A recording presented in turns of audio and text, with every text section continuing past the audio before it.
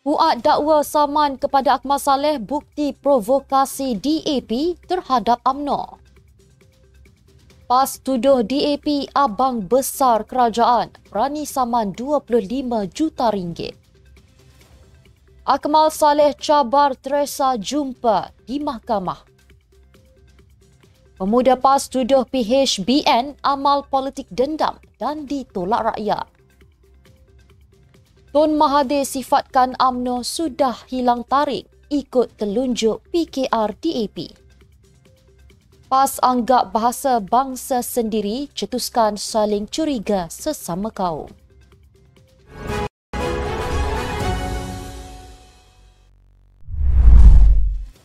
Bismillahirrahmanirrahim. Assalamualaikum dan salam Malaysia Madani. Bersama saya Mira Kilah dalam Netstep News edisi tengah hari. Jangan lupa ikuti kami di semua platform Netstep Malaysia.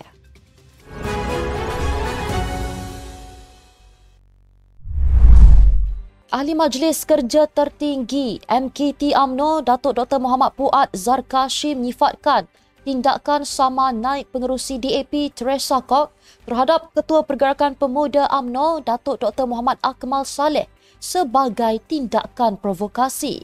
Kata beliau, UMNO sudah pasti hanya mempertahankan Dr. Muhammad Akmal berhubung tindakan saman tersebut.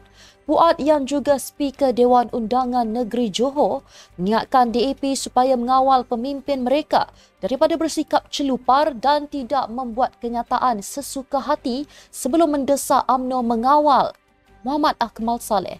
Dakwanya kontroversi berhubung isu pensijilan halal itu disebabkan kesilapan Teresa sendiri yang salah faham berhubung kenyataan Menteri di Jabatan Perdana Menteri Hal Ehwal Agama Datuk Dr. Muhammad Naim Mukhtar sehingga membuat kenyataan yang menyinggung perasaan orang Islam. Kemarin Teresa yang juga ahli Parlimen Seputih dilaporkan telah mengeluarkan surat tuntutan ganti rugi 25 juta ringgit kepada Muhammad Akmal Saleh berhubung isu pensijilan halal yang dihantar oleh peguamnya Sankara Nair and Partners.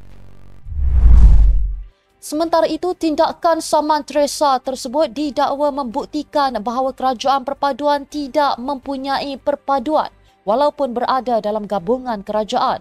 Ketua Pemuda PAS Afnan Hamimi Taib Azamuddin berkata, keadaan sedemikian menunjukkan kerajaan yang mentadbir Putrajaya hari ini tidak mempedulikan soal perpaduan. Katanya pada sidang media selepas perasmian Muktamar Pemuda PAS ke-65 di Kerbau Temerloh, situasi saman tersebut menunjukkan DAP adalah abang besar di dalam kerajaan hari ini. Terdahulu, Teresa yang juga naib pengerusi DAP disiasat polis kerana berkata cadangan kerajaan mewajibkan pensijilan halal bagi restoran dan syarikat makanan yang tidak menghidangkan daging babi dan arak akan membebankan peniaga dan boleh menjadikan Malaysia sebagai bahan ejekan. Mengulas lanjut, Afnan Hamimi mendakwa kenyataan Teresa hanya dianggap sebagai kenyataan peribadi oleh pemimpin kerajaan sedangkan ia melibatkan sensitiviti orang Islam. Dalam perkembangan sama, Ketua Pemuda UMNO Datuk Dr. Muhammad Akmal Saleh bersedia untuk bersemuka dengan Ahli Parlimen Seputih Teresa Kok di mahkamah. Sebelum ini, dalam notis yang dihantar oleh Teresa Kok melalui peguamnya terhadap Dr. Akmal Saleh menuntut agar pemuda UMNO itu membayar semua kos guaman dan perbelanjaan berkaitan saman tersebut. Teresa mendakwa Dr. Akmal memutarbelit kenyataannya mengenai isu pensijilan halal. Kenyataan itu dikeluarkan Teresa selepas memberi keterangan di Pejabat Unit Siasatan Jenayah Terkelas D5 Jabatan Siasatan Jenayah Bukit Aman. Dr. Muhammad Akmal sebelum ini menemplak tindakan Teresa yang dilaporkan mendakwa cadangan mewajibkan perolehan sijil halal ke atas restoran dan syarikat makanan hanya menambah beban terhadap peniaga. Menyifatkan Ahli Parlimen Seputih itu sebagai nyonya tua, Dr. Muhammad Akmal berkata Teresa tidak sepatutnya mencampuri urusan agama Islam berkaitan pensijilan halal. Jom sertai peraduan bersama Netstart TV untuk menang hadiah menarik setiap minggu dan grand prize setiap 3 bulan. Peraduan ini terbuka untuk semua. Anda hanya perlu menjawab 2 soalan yang akan dipaparkan pada setiap hari Rabu. Dan jawab dua soalan tersebut dengan betul di ruangan komen dan anda perlu screenshot di YouTube kemudian hantar kepada WhatsApp kami di nombor 017-796-6978 pada hari Jumaat selepas berita petang. Kami akan hubungi pemenang bertuah untuk pemberian hadiah.